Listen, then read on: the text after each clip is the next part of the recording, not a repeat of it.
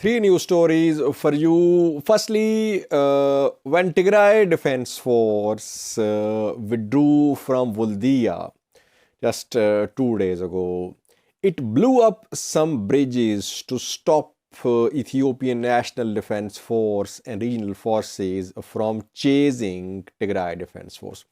Pictures of at least two destroyed bridges are being shared.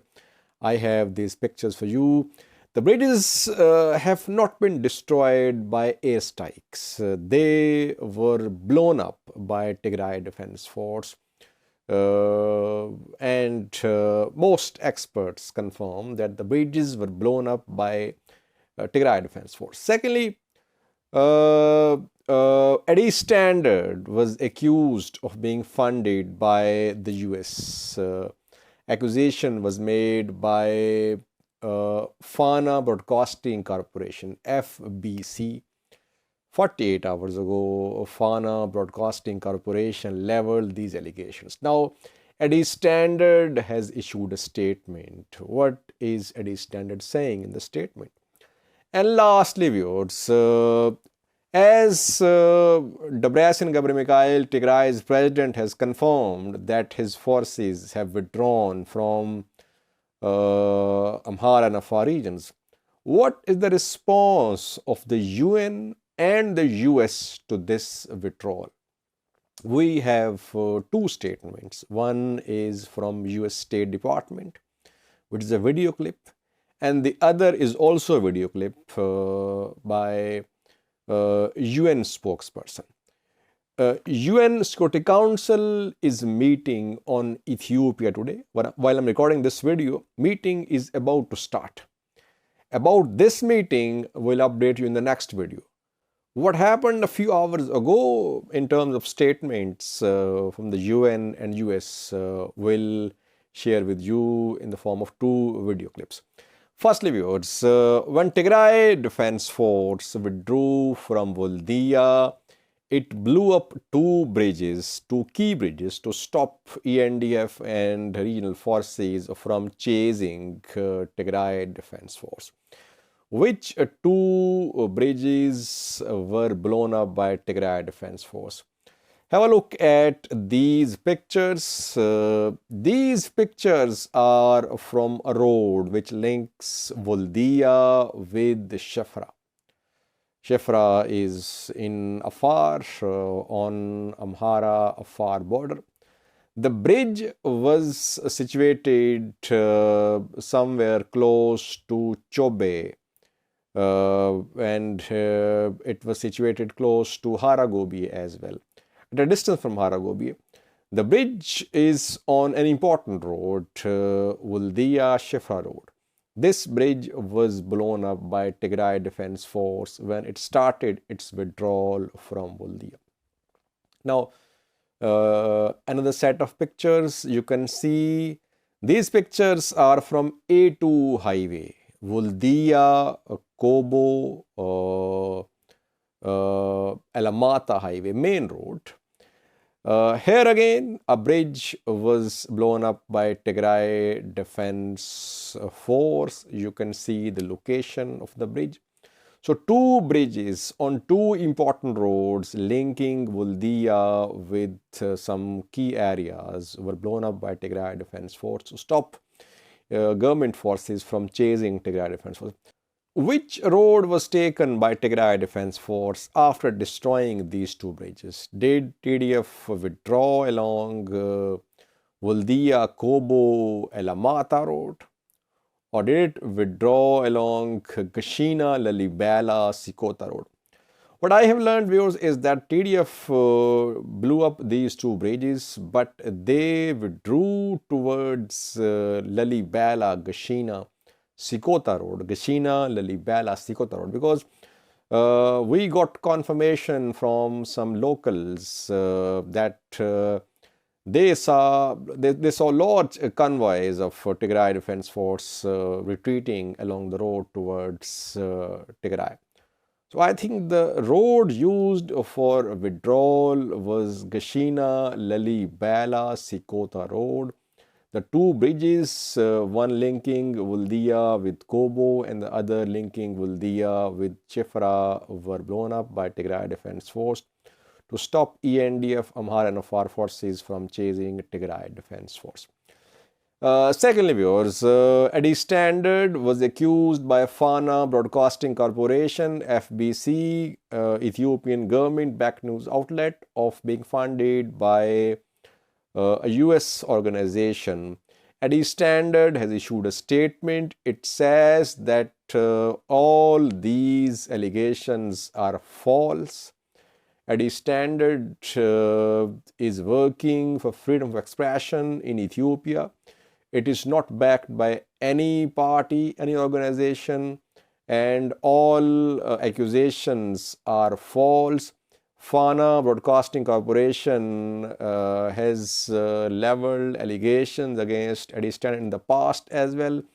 Addis Standard says that it has served a notice on Fana Broadcasting Corporation for its past misreporting and false accusations against Addis Standard. Addis Standard further said that it is launching a website in 3 languages, Oromo, Amharic, and English languages.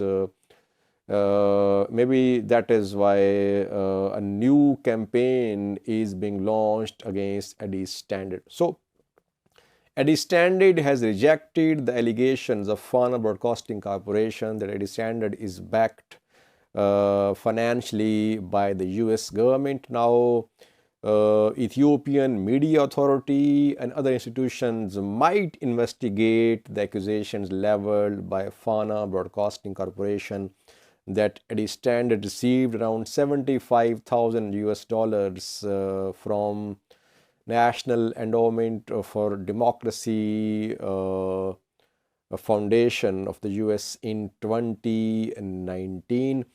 Addis Standard says that its staff is receiving death threats because of this report by Fana Broadcasting Corporation.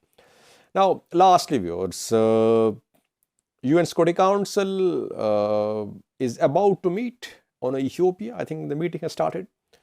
In the next video, we'll talk about that. Before that, US State Department and UN spokesperson have talked about Ethiopia, about the withdrawal of Tigray forces from Amhara and Afar regions, and about the letter written by Debretsion Gebremichael, Tigray's president, to Antonio Guterres, UN Secretary General. Watch 2 video clips. First video clip shows US State Department spokesperson talking about the withdrawal of Tigray forces, and second video clip is of UN spokesperson talking about Debretsion Gebremichael's letter to Antonio Guterres. Thank you for watching.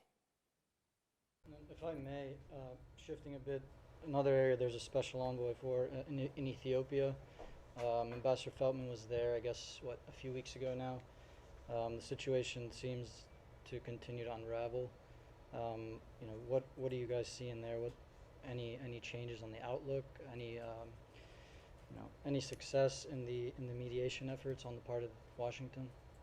Well, in terms of what we seek to achieve, we continue to seek an immediate cessation of hostilities, an end to ongoing human rights abuses and violations, unhindered humanitarian access to Tigray and other parts of northern Ethiopia, and a negotiated resolution to the conflict, which not only puts at risk those throughout the country, but also poses a threat to regional security in the Horn of Africa.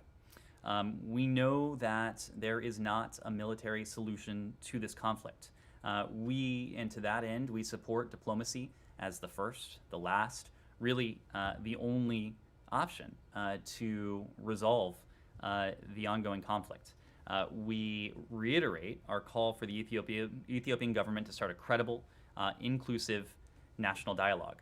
Now, of course, today we're aware of reports of Tigrayan withdrawal from some regions in northern Ethiopia.